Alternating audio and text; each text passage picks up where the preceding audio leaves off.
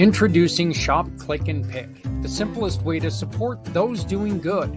We understand that shopping is a necessity, and with a slight adjustment, you can make a huge difference for those in need. Here's how it works. Visit communitypayitforward.us and navigate to the Find Your Partners tab. Discover our verified giving partners, trusted allies ready to meet your needs.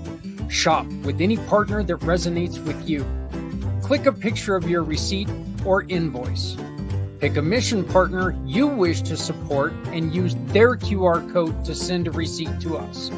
Then all you have to do is sit back and enjoy your purchase, knowing you've made a meaningful change for someone in need. Community Pay It Forward amplifies your business's impact by sharing your story with those who require your services, rallying support for those who need us all. Because no one needs to go it alone when we all come together.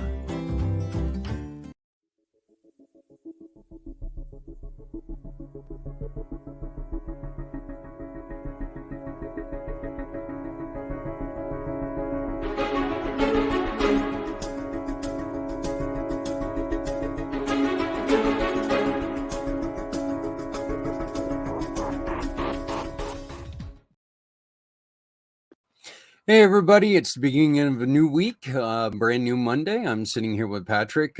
We are Footprints Forward. Our mission is to talk to people about issues that they've had, explain to you and everyone out there that there are so many other people who have had different difficulties, and talk about the things that they have done to find their way out of it. Today we have a very, very interesting show because Deb McPhee has one of the more, I'll just say, tragic, really scary stories that from her beginnings to where she is now, which is, in my mind, a complete and total hero trying to help out other people in the community who are in difficult situations. We'll be bringing Deb on in just a minute. Patrick, how are you doing, my friend? Brother, I'm doing great. It's good to hear. Why don't you go on ahead and give us your introduction, and then we'll get on to Deb, and this is going to be an amazing show. I'm looking forward to it for sure. My name is Patrick Myers. I'm the founder of A Call Edge Global. And we do several different things. One of the main things is that our company tries to connect the community together. Our resources, our time, our efforts, our ingenuities, different things like that. We try to connect the faith-based community together so that we support each other, where we don't have to actually get grants and different things like that. We support each other by giving to each other. And so that is the kind of the basis of A Call Edge Global, where we are doing this on a global scale. And then one of the things that I do locally here is the youth initiative, and here in White House, Tennessee, which is the base operations, but what we do is provide youth with the tools that they need to be able to impact their communities right now, right where they're at, from the ages of 16 to 21. And so we don't tell them, hey, this is what you need to be doing. We go, hey, what are your ideas, and how can we get behind you and partner with you to help you accomplish that idea? And so the way we do that is we train them in asset-based community relations, our community development. Another thing that we do is stuff like mind mapping, vision casting, several different things like that. And then also like helping them find out what their identity is. And it's faith-based, so what their identity is in Christ. And then also we do several different podcasts. We have a men's podcast. We have a couples podcast that we do. The men's podcast is called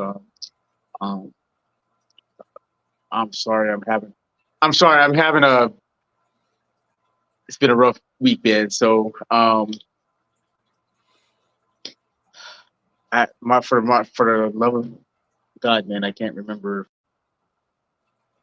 but the couples one is um the Chronicles of Pat and I. Oh, the Pit Men's Ministry podcast is the men's one, and then we have a new one that's being launched called Forged in Fire, or Forged, yeah, not Forged in Fire,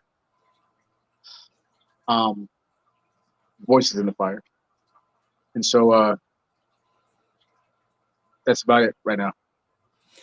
Well, I know one of the most important things that you're doing, and especially with kids, is you're allowing kids to be themselves and come up with the ideas on how they want to help people in the community. I know that they've got a mission to help out people who are elderly right now, and that was their idea to do it. It wasn't even at your direction. This was something that was important to them, and you're allowing them to do what they feel they need to do, right? Yeah, most Yeah. definitely. They needed the need was there, and you just that's pretty much anything about serving or doing anything community. You see a need, then when you see that need, you do something about it. Most of the world sees a need, and we go, "Oh, it's not my problem," and that's not the truth. So, Yeah. Well, we do have our guest who's going to be joining us in just 1 second. Right above Patrick's head, you'll see a QR code. That QR code is how you can come onto this show and tell your story. Tell us about what has happened to you. What experiences have you had in victory, in loss, in whatever you want? If it has to do with mental health and suicide, or just very difficult situations, what you've done to overcome. Come on and tell us. Once again, you can use the QR code, or you can contact us at communitypayitforward.us/footprintsforward. Actually, that's the website. You can't contact us at the website. But anyway, that's the website. You can contact us on via email at footprints@communitypayitforward.us. Once again, that's footprints@communitypayitforward.us. Footprints Forward. Our mission is providing resources and sharing stories to support mental health and suicide prevention in a forward direction. I met this next lady when we were in Denver, and we were in a class together for a couple days, and she told her story first, and it immediately caught my attention. And then I got to tell my story, and it caught her attention, which actually worked out really well. We couldn't actually connect with each other for like 3 or 4 sessions. We kept trying to get in on like the tail end of the conversations, the little huddles. But by that time, they're sitting there with the gavel telling everybody, sit down, let's get going. Okay, so it wasn't like that, but but when we finally were able to get together and talk, it was amazing. And it led to this. And I am extremely thrilled to bring you from Chicago in Phoenix, Miss Deb McPhee. How you doing, Deb? Fine, great. Thank you for inviting me here today. Hey, that's not a problem. Your story was just something that when you told me, I was like, and I even told you in our pre-interview, I said, this sounds like a TV episode. It's the you seriously couldn't write it and make it more impactful than what happened to you. Right. So, but like we like to do, I'm going to ask you to go on ahead and tell your story, but then we're going to talk about what you've done with that. And then you've got a very, very special offer to provide to anyone who supports Community Pay It Forward or our partners that we're going to announce later on in the show that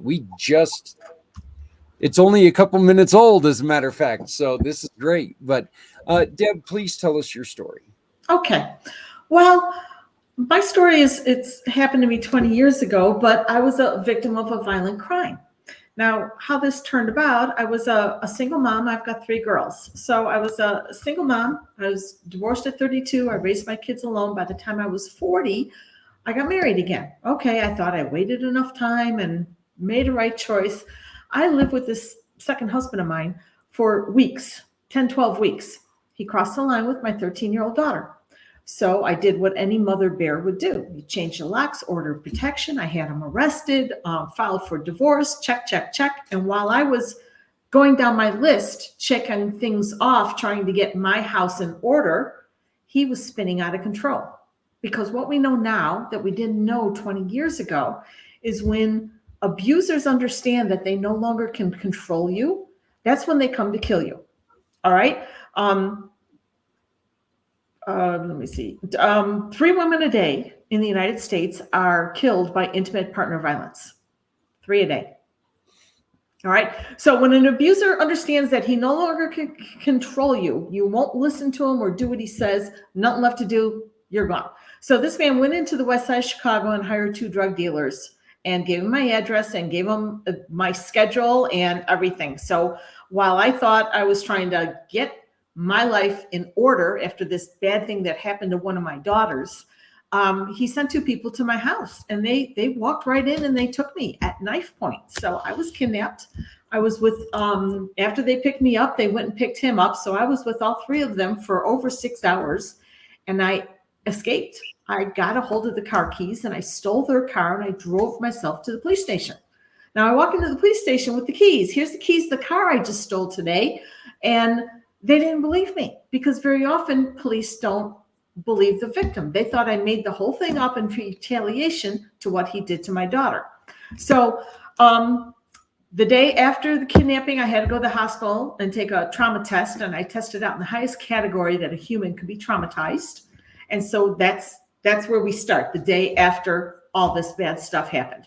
So I had to, we had to pack up, we had to leave. We couldn't, they wouldn't go arrest him.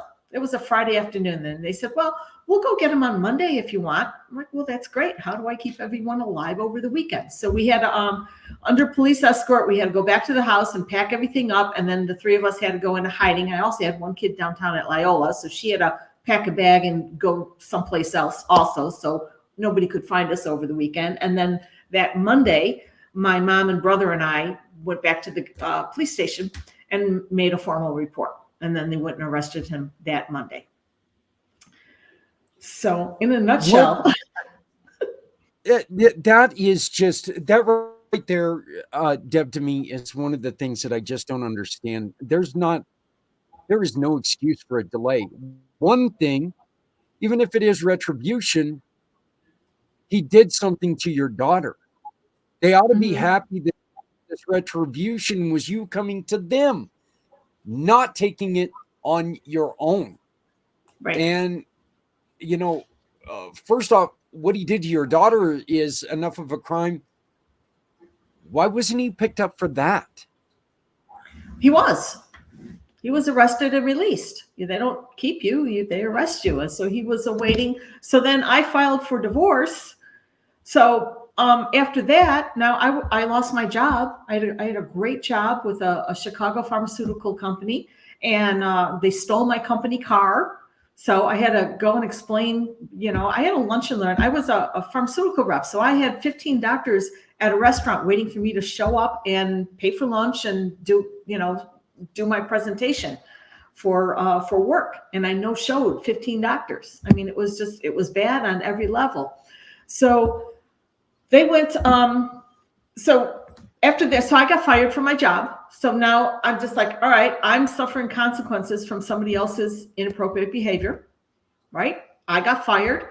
So, and I had to move, and that cost money, and I didn't have a job, and now I had to move. I had 3 cars. I had my car. I had the 2 kids in high school shared a car, and the kid in college had a car. So I had to sell 3 cars and buy 3 more cars. I mean, just everything we had to do to keep safe all falls on the victim. All in all, it cost me over $100,000. I had to sell 3 cars, buy new cars. I had to move. Everything that we did. I lost my job. I was out of work for a long time. It took me 3 years to put him in jail. I went to court 3 times a month, once for divorce, once for pedophile, and once for the kidnapping. So, I mean, where do you work anywhere and take 3 days of work a month off? I mean, that was like literally, so I fortunately had some savings back then. And my mom says, oh, you're saving that money for a rainy day. Guess what? It's raining. But think of all the women of domestic violence victims that don't have any money, that don't have the means to go buy 3 cars and sell 3, right? So Yeah. this is where the victims come and the shelters come. Everybody's, oh, you didn't go to a shelter. No, well, I had a job and I had money, so I just rented a house and moved. So, but there are a lot of women can't do that. A lot of women are financially dependent on their husbands, and when something like this happens, they have nothing and nowhere to go, and that's how they end up in women's shelters. Or going back to the abusive relationship. Or going back because they don't feel like they have a way out. So since that day, part of my recovery, everybody laughs and says, how come you don't have a PhD? Because I spent $100,000 on therapy. I went to therapy for 10 years, $10,000 a year for 10 years, my deductible, I guess. So, but I really worked hard at getting better. I really just had to make some life changes and make sure I didn't make decisions like this and make sure my kids were all in counseling. So the therapy and the getting better part of this took years. He ultimately went to jail for 10 years and we never found the other 2 guys. So, great. He went to jail for 10 years. We went to therapy for 10 years, so, but you really had to work hard. So I became a domestic violence advocate then. So I started working with police stations. All the police wanted to know, how did you not die? 3 women a day die. What did you do different that you didn't die? All right. I think I had, even the judge says, you're smarter than 3 thugs with knives is the only reason you got away. All right. So I was constantly, if they do this, I'm going to do that. Calculating. If they do this, I'm doing that. If they do this, I'm doing that. And then when I saw the car keys on the dresser, it's like, oh, of course. All right. That's my out. So that was that. So I became a domestic violence advocate. I became a sexual assault, a crisis intervention, crisis counselor. So I've been doing all that as a volunteer for 20 years while I had my day job. And then when 2020 came around, in 2021, the state of Illinois mandated everybody, all employees have 1 hour sexual harassment prevention training. So I called the state, I called the Capitol, and I said, what do you have to do to get a license to do this? I think I'm qualified. And they're like, oh my God, everybody needs this and nobody's qualified to teach it. So with just a perfect storm of education and qualifications and certifications, I was already ready to go. So made a company, and that's what I do. I've been doing it for 2 years now. Deb, you also had problems with a boss once before. That you and I discussed. Right. Okay. So after the kidnapping, of course, you're vulnerable. You're trying to get your life back in order. I got another sales job with another company, and now this is where bullies pick on people who are weak. And was I a little vulnerable after just recovering from a kidnapping? I was. So I had a boss that didn't really respect me, kept like, oh, everyone meet for dinner, and we'd get to the restaurant and it would be him and me at a little table for 2. I'm like, well, where is everybody? Oh, they couldn't make it. All 10 of them? I mean, it was just weird stuff. And then finally when he said to me, he says, well, I think I'm going to fire you. I'm going to put you on probation. You better come to my house tomorrow. We're going to figure this out. I'm like, well, your wife's out of town. I'm not going to your house. No. So as promised, I was fired on Monday. So it's like, all right, so not only have I a victim of domestic violence, now I'm a victim of sexual assault, and I got fired from that job. So what he's obviously out of prison now. Yeah, do you ever worry that that there's going to be retribution to you or your kids? Once in a while it crosses my mind. There's really been no contact in years. So I'm pretty confident. I have a liaison in Springfield, a sergeant with the police, that every time he gets moved or transferred anywhere, I always know where he is. So, yeah, it's just amazing. Patrick, you're on mute, brother. Yeah, that's quite the journey and the odyssey, right. And just man, sorry you went through all that. Like, that's absolutely crazy. But then, like, you can see, like, how all that circumstance is still forging you into something new, greater. Mm-hmm. That always intrigues me, like how some people just are able to forge and come through things, and then like it be the thing that actually saves and helps so many other people. Um, there's, when you're a victim, it's, oh, poor me, I'm a victim. And then you wake up one morning and it's like, oh, I'm a survivor. And you see this a lot with cancer survivors. I'm a survivor, and they get the wing tattoo, and I'm a survivor. And then there's a third level that not too many people get to. Everyone's pretty comfortable being a survivor. But the third level, that transcendence, when you get up and then you go back and you teach and coach and train and make sure it doesn't happen to other women. I was on the phone for 2 hours today with one of my domestic violence women. She was going to go to court, and she was scared to meet her husband. I said, don't look at him. He can't intimidate you. He's not allowed to talk to you, but he can't intimidate you unless you look at him and let him. Don't look at him. Put on a nice outfit, look like $1 million, and waltz into court and get what you get, right? So there's a lot of phone calls like that with the women's, the women that I work with. But it's just like when you turn around and you go back and you volunteer, or you help, or you train, or you teach. I have a twofold thing. It's like I never take women. I never take money from women. I'm an independent domestic violence advocate. And could you just imagine somebody calling me, oh, my life is falling apart. Oh yeah, give me $100, I'll help. No, I don't. Yeah. I never take money from people in crisis. I get my money from the business owners because they have to have the training for their employees, and that's fine. But everything else is a volunteer. Mm-hmm. Yeah. Again, we're going to be discussing that here in a little bit. But what? And this is a little difficult for people to hear. But when was it that you saw your opportunity to get out of this situation? And I love the way that you talk about when you made the decision that you were going to act. Okay.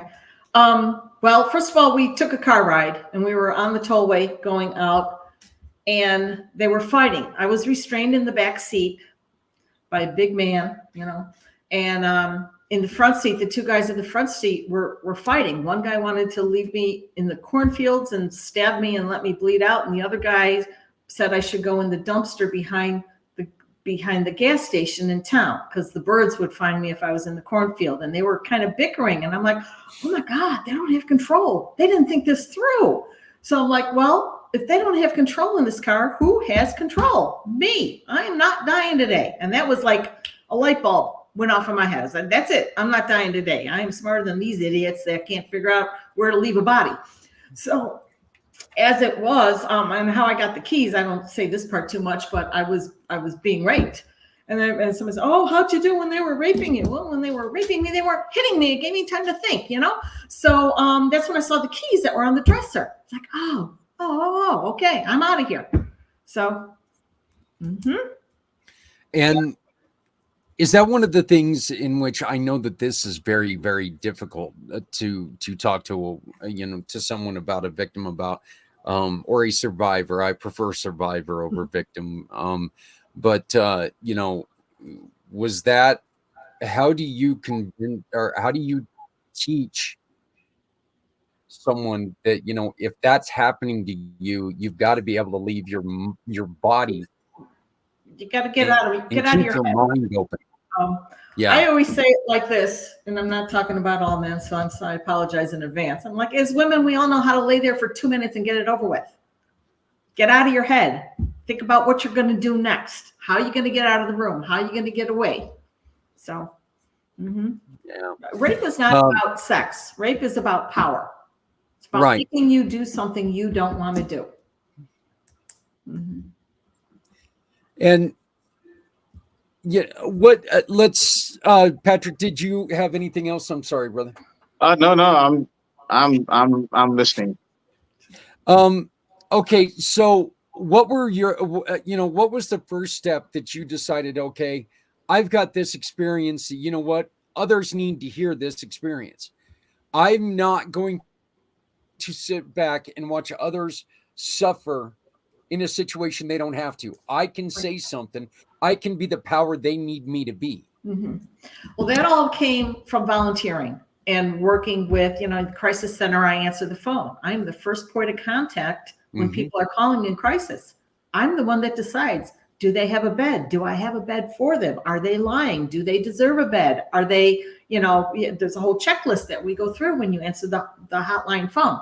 But in 2014, after therapy and all that, I wrote a book. I wrote a chapter of a book outlining my experience. And so it sure was, one night, what are you going to do next? Therapy was coming to an end. I was like, what are you going to do? What are you going to do? So I opened a Word doc and just started writing, right? So closed the Word doc, never thought twice about it. A week later, I get an acceptance letter from DePaul University. So in my writing and getting everything out, I applied for college. So what do I want to do? I wanted to go to college. I was 49 years old. This happened to me when I was 41. And then when I was 49, I started college as a freshman. I got my master's degree when I was 58. So that was all preparing for what I'm going to do now. It's like, you have to have some credentials. You have to write a book. You have to go back and say, I'm educated. I have experience. I have education and knowledge about this subject, and I can speak as an expert. Mm-hmm. So you really focus on the mandatory classes in which, you saying that they're mandatory is not saying that they're not important. These are very, very important classes for every employer to offer, aren't they? Right. So I started this company 2 years ago, and it was just me running around Chicago, just Deb running around Chicago. And I'm going to read the list of the states. Mandated training is in California, Connecticut, Illinois, Maryland, Minnesota, New Jersey, Washington, and a lot of New York. So if you live in one of those states and you're a business owner, it's mandated that you train your employees once a year. All right. What happened to me is that, there's my website. Okay. So what happened is I started getting calls from people all over the country. Even in states where it's not mandated, business owners say, hey, I want my team to have this training. Okay. That was, that's Dr. G and her team. Her team was all over Illinois, and they were all in one building for a meeting. So I just went to the building they were. We did the training right in the lobby. That's us doing the training right there. Mm-hmm. So whether it's mandated or not, if you're a business owner, and a lot of people do it online too, and that's the one that say, we do ours online.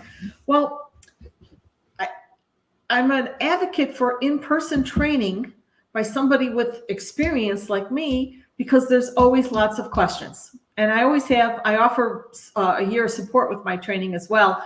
And I get phone calls from women all the time. Hey, this happened at work today. Should I be concerned? Okay, it's not a big deal, but here's how you can prevent it next time. So between that, and I run a group on Wednesday night, a women's only group that anyone can hop on and ask any questions they want. Let me ask you this, with what you just were talking about, when women will call you and say, hey, this happened to me today. Should I watch out for this? What are some of the things that women don't think that they should really watch? It's like, this happened. It's, but it's really something that you need to kind of keep an eye on. Right. A lot of women don't want to cause trouble. They don't want to get fired. If you go back to that picture right there, that was me doing a class that we did about, those people all needed license. They needed the class to renew their license. And so we just did about 400 of them all at once, all in 1 hour. That's me right there. Okay. So a lot of women, number one, think they're going to get fired. They think that they're going to get in trouble. They don't want to make waves at work. Women were historically, especially older women, we were told, be quiet. You don't cause trouble at work. Smile. Be quiet. Smile. Don't cause trouble. Okay, well, you don't have to be cordial to somebody that's being mean to you or bullying you or being disrespectful to you. Now, the young women get it. Every generation of young women that enters the workforce, every June, we get a whole slew of young women, brand new, entering the workforce. These young women were raised, okay, like I'm in my 60s. So my mom was the first woman in our family to go to work, but she raised me, right? But I raised my kids. My kids are stronger than me. But okay, so you take these 20-year-olds, 23-year-olds that are entering the workforce today, and they were raised by stronger women, and they were taught they're more willing, they're less tolerant of unacceptable behavior and more willing to make a formal claim. And once somebody calls and makes a claim to the EEOC, once you're in the computer, they're going to sue you, and it gets very expensive very fast. So you really want to train your team what to do to head it off at the pass so it doesn't get to the point where you need to hire a lawyer if you're a business owner. What do you suggest that other than talking to you, of course, what do you suggest that business owners do first if they've got even a single complaint?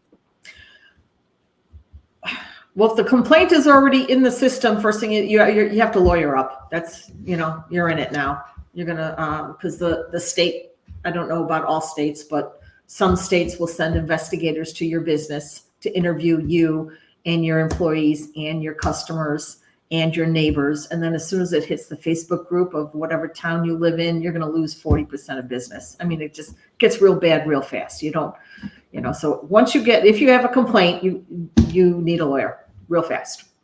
But if you can train your team ahead of time, you want to be the kind of boss that your team's going to come to you with their problems.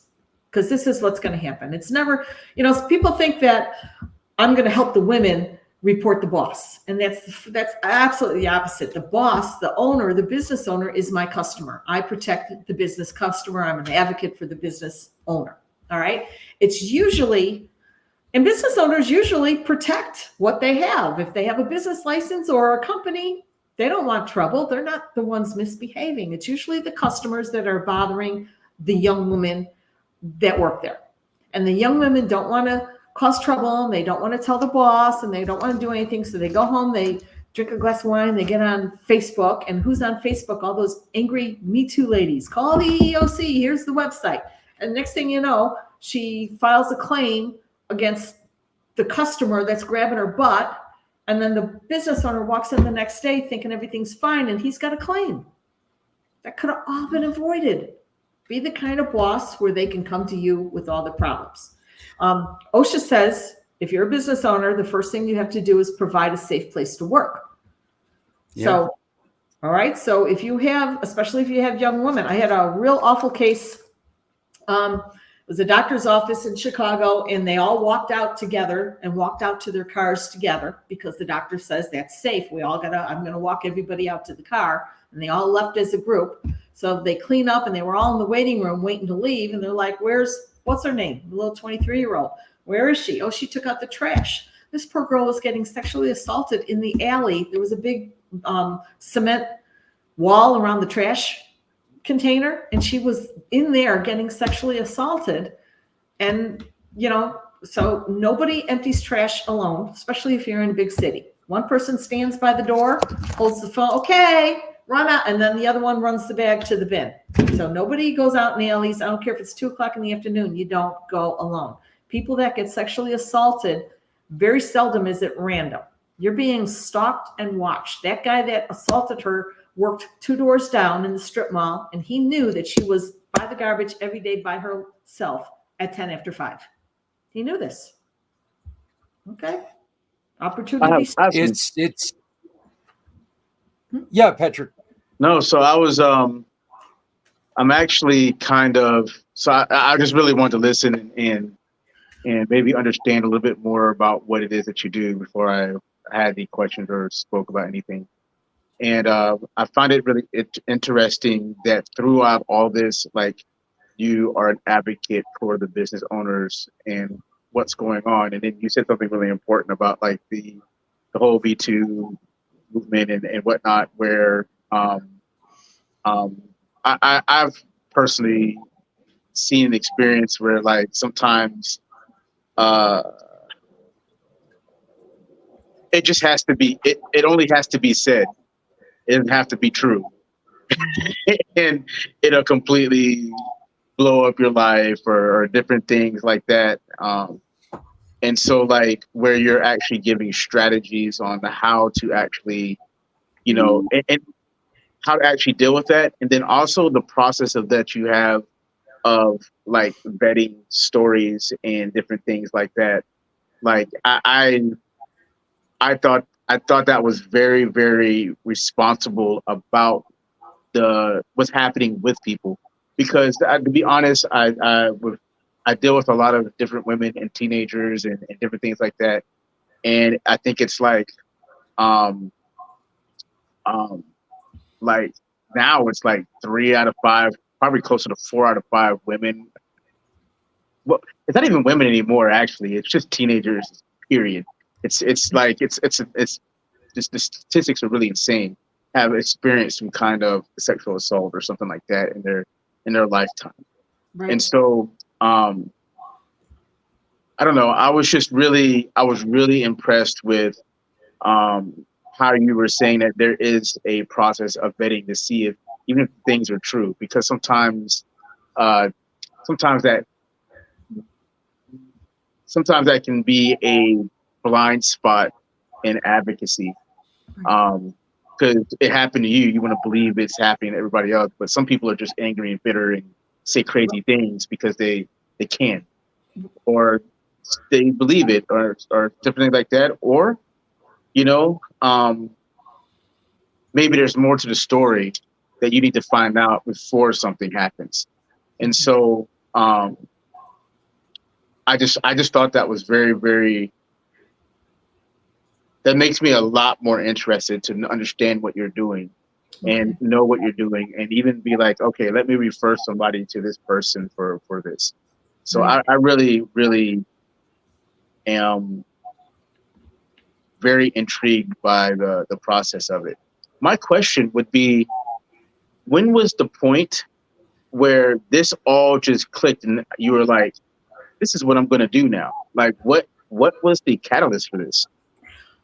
Well, I did it. I've been doing it for free for 20 years, because that's when I became a advocate and all that. So I've always volunteered. But with the Me Too movement a couple of years ago, all the states are mandating the training for employees. And I also am licensed by the state of Illinois to give CE classes. Anybody that holds a license, the doctors, the lawyers, the nurses, the dental hygienists, they all have to have 1 CE hour to renew their license. So I'm licensed to give the CE. My company can give CEs, the continuing education credit, the CE credit. Yeah. So that was the catalyst. It's like, 2020, I was a medical rep. We were not allowed, they didn't let the reps go office to office in 2020 because we were bringing the germs from one office to the next. So all the reps were home with nothing to do. So it was COVID. It's like, wow, this is mandated now. Let's call and see if I can have a license. What do I have to do this? So I retired from my corporate position and opened a company. So, I wanted to go ahead and bring this up real quick. You have got, and I'm going to share the page again. Yeah, I just want to spotlight some of this. And this is one that I am very, very familiar with. But sexual harassment prevention for workers in restaurants and bars. This right here is one that, blame it on the way that bars are set up. You always have the very, very attractive little girls in the clothing and, playing a role. And, it puts them in a very difficult position. So it's great to see that you got this here. Domestic violence awareness, City of Chicago bystander training, mandated reporter, the different types of harassment, HR staff and team lead, when violence comes to work, that one would be very intriguing. That's what I give often. That's just outlining there's 4 different types of violence, and what do you do? This is when the crazy ex-boyfriend walks into the office with a gun and starts shooting people. You have deaths because of, so if one of your employees puts out a restraining order on the husband or the boyfriend, you're going to want to know about that. Right. And is he stalking the office? Can she safely walk to her car? And if there is trouble, you can, if ever you have trouble, you can always call the police and say, okay, can a squad pull up in front of my office at 10 after 5? We're all going to leave. And that way a squad pulls up and everybody can leave and get in their cars and drive away. And as the business owner, you want to stand and make sure all those women get off your property, get in the car and leave the premises safely. Absolutely. Absolutely. Sexual harassment prevention training. Mm-hmm. This is a real big one for you, is it not? That's the one that I do most, the sexual harassment prevention training. And that includes, and that is a CE hour. If you need a CE, I can give it in Illinois, and then, or if you're not in Illinois, you can take it and see if it works in your state. Mm-hmm. Okay, in Illinois department, but you've also listed off other departments that you're registered in. Mm-hmm. That's where, the Department of Professional Regulations, that's the department that everybody that gets their license in Illinois gets it from that department. So me, the doctors, the lawyers, and we all need, it's funny, I need it too, to renew my license. Everybody needs an hour of sexual harassment prevention training to renew their license. Mm-hmm. Deb, what do guys need to do to stay out of trouble? Oh, well, if you wouldn't say it to your mother, don't say it to anyone at work. That's number 1. All right. Guys think that they're real familiar because they're just at the lunch table telling dirty jokes. And well, she's not saying anything. But then if you hear her side of the story, oh my God, you should have heard the lunch table today. I couldn't stand it. So if you wouldn't say it in front of your mother, don't say it in front of a woman at work. That's number 1. Look out for somebody. If you're at Home Depot or the grocery store and you're in the parking lot and you see a mother with 2 babies trying to load the car, are you going to get in the car and drive away? Or just kind of sit and wait a second and make sure she gets in her car and gets the door locked with 2 babies in the bags and all that. So it takes a village. You're watching somebody else's family, and hopefully somebody else's family is watching your wife and daughter do the same thing. And not creepy, not like stalking them, but if you are noticing somebody alone in a parking lot, you're going to make sure they get in their car okay and get the doors locked. I would even like to add to that. If you see a mom and a couple of kids walking around the store and you see someone following them. Absolutely. Mm-hmm. Keep your eye on them, because you know what? When it comes to trafficking, that's one of the traps. That's one of the traps. They find somebody who's distracted, and a mom with 2 kids, a mom with 1 kid. Mm-hmm. They're going to be a little distracted. They're not going to be paying attention to what's going on. And these people follow you around stores. They'll follow you forever. They've got nothing else to do but ensnare people. Mm-hmm. So please, if you see somebody being a little creepy, stalky, say something about it. Say something to someone in the store. Hey, can you guys please kind of watch out for this person? Don't put yourself in a bad situation. Don't ever put yourself in a situation where you don't feel comfortable. There's no reason to get yourself into a situation where you're going to get hurt if you don't physically think that you can do that. Right. So that's not what we're going to ask you to do, but please make sure you tell someone. Tell somebody. And back to the business owners. I was in a business owner's office, private office, and the door was shut, and I'm looking around. There were no cameras. I said, do you bring young women in this room? Oh yeah. For meetings? With the door shut? There's no cameras. So never, if you are, if you're a male, you don't ever go in a room and shut the door with a young female employee. Don't bring them in your private office. Put cameras all over, lunchroom, front office, waiting room, storefront, front door, whatever your business is. But you want cameras all over. You don't ever want to put yourself alone. You never want to be in a storeroom or the back room or the basement or whatever alone with a female, especially the young women. Just don't put yourself in the situation. you know? We going ahead, Patrick. Yeah, that one is something that's wise, and I think that's something that goes beyond the workplace and just in just men in general, is to have boundaries set. That's something that I had to learn over time, and I see a lot of men, especially in uh, the religious sector and stuff like that, that there's not those boundaries and things set in place where I think a lot of what you're saying applies to those contexts also, just to protect yourself, to protect perception, different things like that, because um, it, it protects both people. That, which is really what's the important part of it. It's not about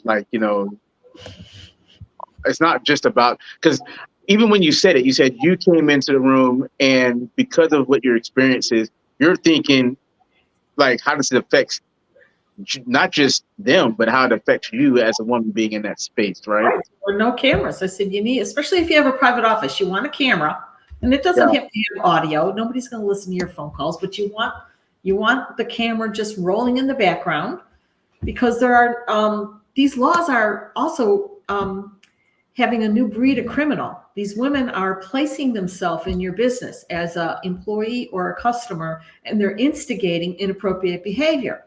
And when it's reciprocated, boom, file. All right, because they know you're not going to go to court for 5 years. They know you're going to write a quick check for $20,000 to make them go away.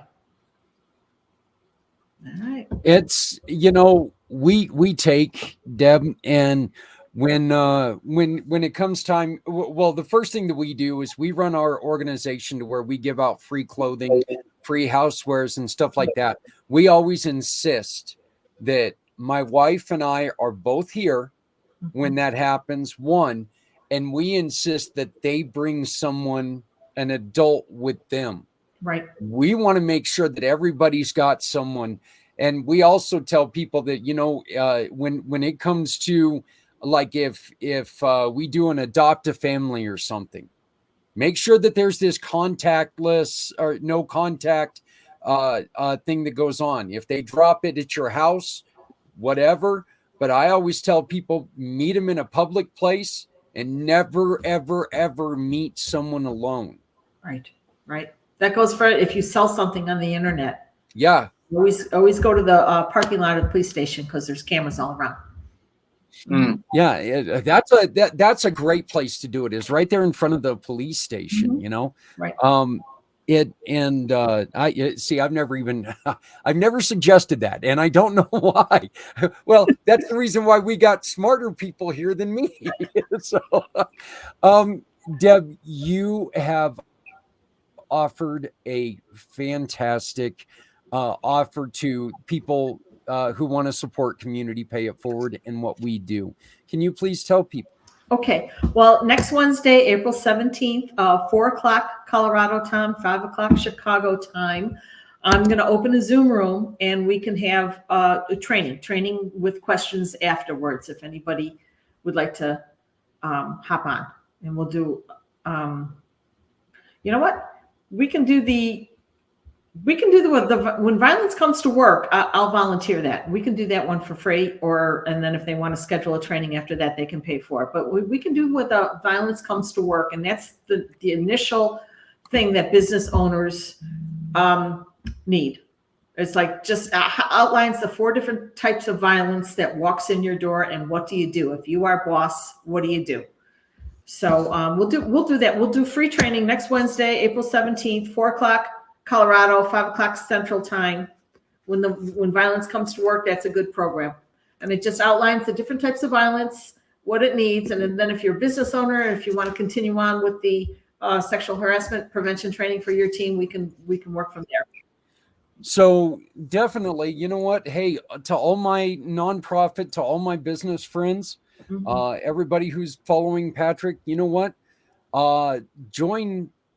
Join Deb next Wednesday at 6 o'clock East,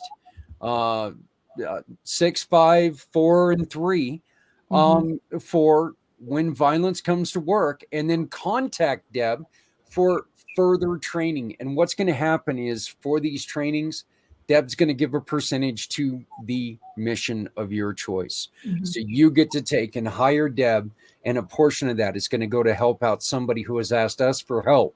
And you get to do it by simply doing what you should do anyway as a responsible owner. Violence, and I hate saying this, violence, sexual violence, and just uncomfort is not a way to run a business. People should feel safe when they go to work. They shouldn't have to feel, this is a weird word for a big guy like me to say, they shouldn't have to feel icky. Okay? Right. And especially the young one, if you're a grown man and you've got, 10, 15 young associates running around, you don't know them all personally. You're not eating lunch with them. They're not going to, oh, you're the boss. I'm not going to, they're not going to come to you and tell you their problems. You want to be the boss that can fix all their problems. Because anything that happens at work, oh, customer John, I don't like him. Great. You go over there, put a guy over there with customer John. It's an easy fix. A lot of my offices have a code word.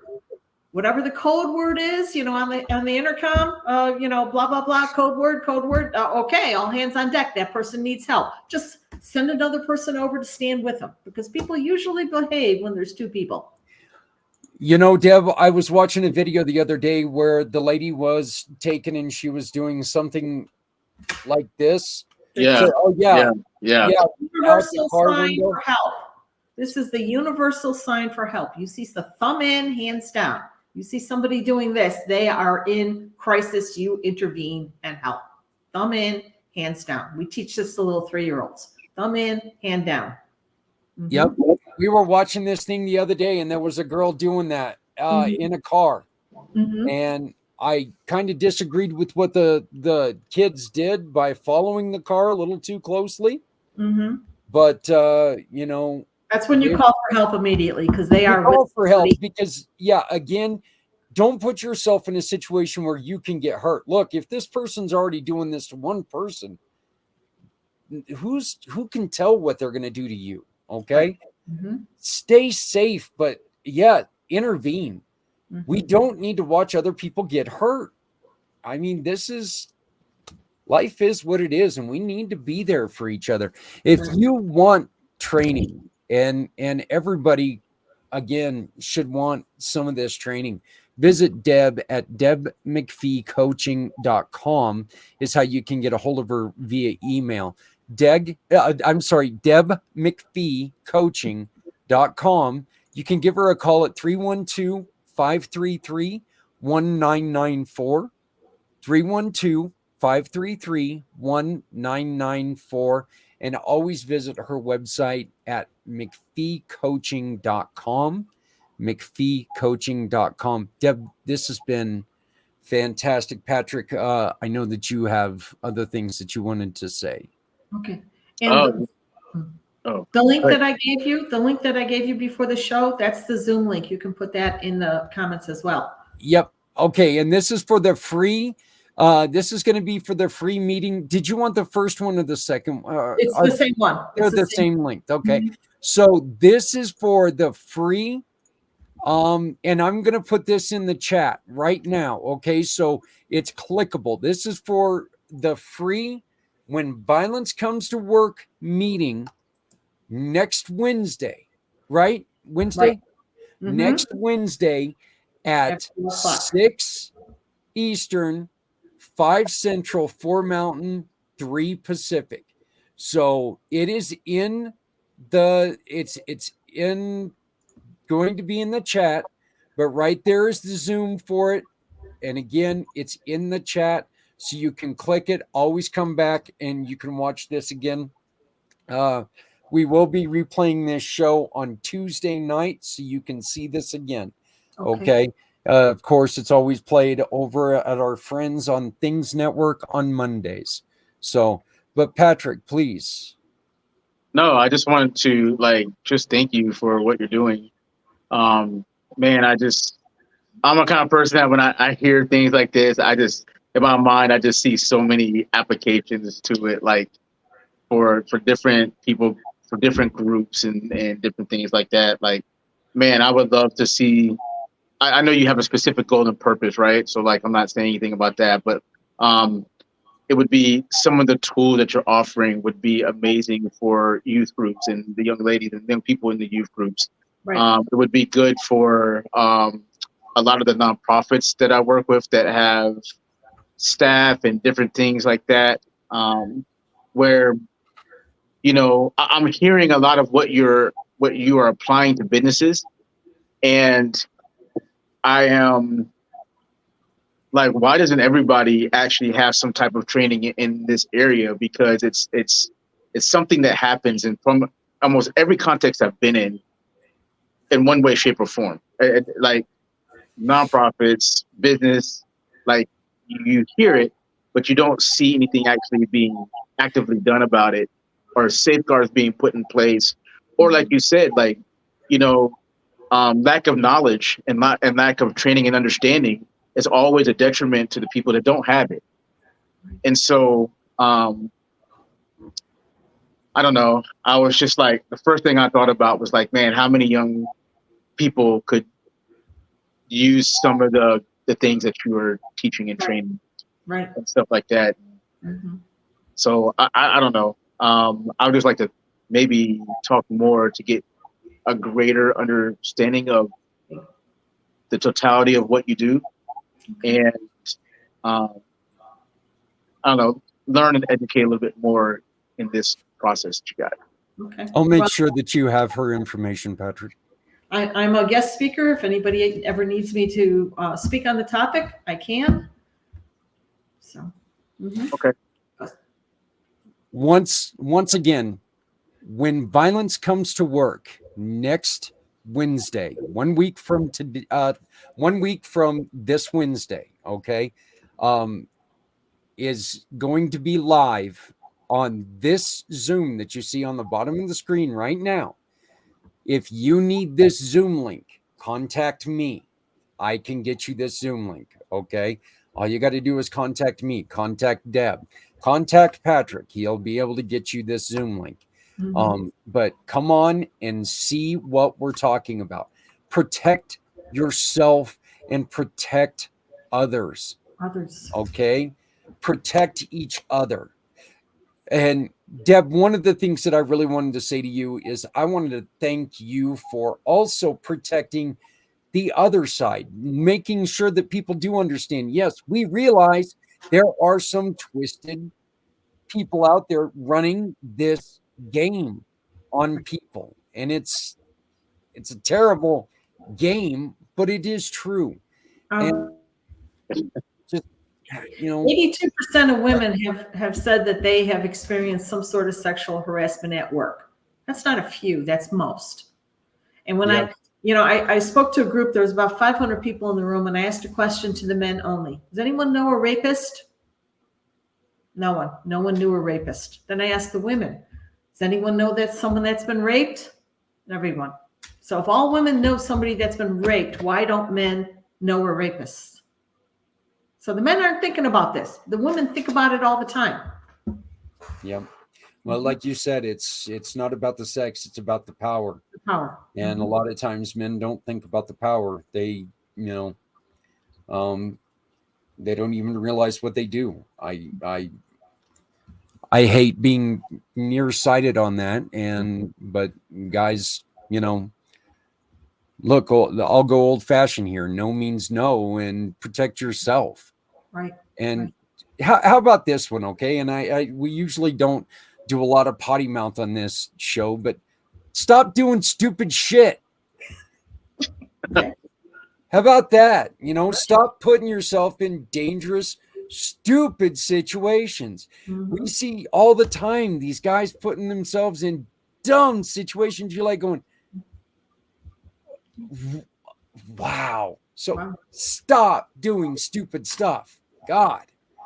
Anyway, Deb, I want to thank you so much. Thank you for your offer. We will be putting that out all over the website starting later on today. We will, I'm going to, unfortunately, Well, you know what? I may record this week's or next week's episode of the show and join you. I have a podcast that starts at 5 p.m. on Wednesday, but I may join you anyways. So just to check. But please make sure you join her next Wednesday, 6 Eastern, 4 Mountain, 3 Pacific, 5 Central. Deb, thank you so very much. Thank you. Thank you for inviting me today. You're very welcome. Thank you. Thank you. And we'll talk to you very soon. Okay. All right. Patrick, what did you learn today? Oh man, I think it was just a very powerful story of, overcoming those kind of things and those kind of issues in your life. Um, just you don't understand a lot of time. I know we don't understand, especially as men, how much we need to have boundaries and hypervigilance in the things that we do and say and how we say them. The situation.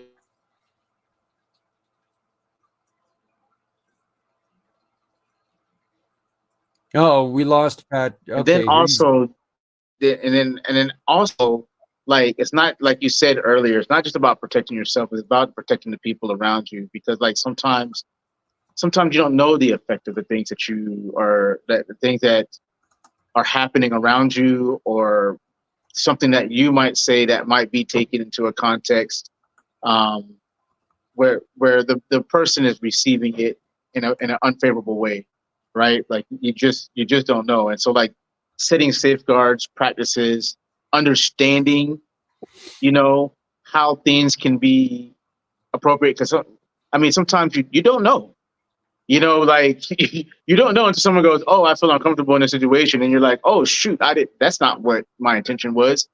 And so like the training is very, very important, especially for women, especially for businesses, especially for the men, like, you know, um, because I do understand the whole picture of it.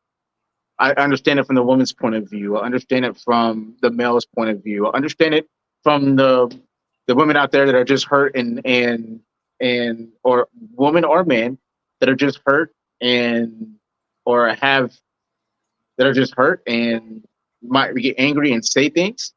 I understand it from the point of how she was talking about how people running a scam just to get paid and whatnot. Like there's just so many different facets to one subject, Yep, and it's just so crazy. Like you don't know what you know until you know it, that's right? right.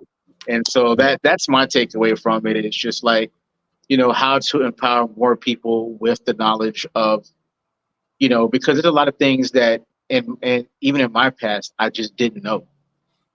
You know what I mean? And then you're like, oh snap! Like now I should have never put myself in this position. I should have never Yep. done that. I should have never said this or whatever, or this is not like I might have this intention, but then like how it's received because men and women think differently. Like me and you can tell a joke and it would be like, um, a joke between us that's absolutely hilarious. You know what I mean? But then you put a woman in that mix and that joke becomes a whole nother problem. And you're just Yeah. like, wait. That was not what was being relayed, but the sensitivity to those things. And so I'm I don't know. I just see the benefit of the tools of those trainings that she was talking about and how it can impact so much. Yeah. Well, like I said, I really think that this training is going to be very beneficial for you and everyone out there. And this is a free offering to you from our guest Deb McPhee. Please contact me later on, and I will get you the information. All you have to do is tell me that you want to know more about it, and I'll send you all the information. And then remember, if you want further training, that will get you and your team trained on about all these things, the sexual harassment. Hey guys, we got to get out of here. I want to thank you all very much. Patrick, thank you for joining me. Thank you to our guest, Debbie, for joining us. Deb McPhee, again, wonderful, wonderful show. Very strong lady. Just so much. Deb McPhee. She's a coaching. force, brother. Yeah. Deb McPhee. That woman is a force, brother. Yeah. So, Cool. look, being able to do what she did, I'd want her on my team. That's all I know. So, but go to McPheeCoaching.com, McPheeCoaching.com, and you can contact her at 312-533-1994, 312-533-1994. Hey, everybody, we're done for this week. We'll see you next week back here on Community Pay It Forward's Footprints Forward. And I want to remind you all to please, if you have an extra hoodie in your home, you're not doing anything with it, put it in your car. Don't sell it in a garage sale and make a nickel. Give it to somebody who's struggling out there with the elements. If you've got extra food in your fridge, don't wait for it to spoil. Throw it in the old hillbilly Tupperware in an old butter bowl. Go give it to somebody battling hunger. We can all do things to make someone's life better. Let's come together. Let's work for each other. Let's make this a better place. My name is Zach Clayton. Make sure you love someone out there because someone out here loves you. We'll see you next week right here on Footprints Forward.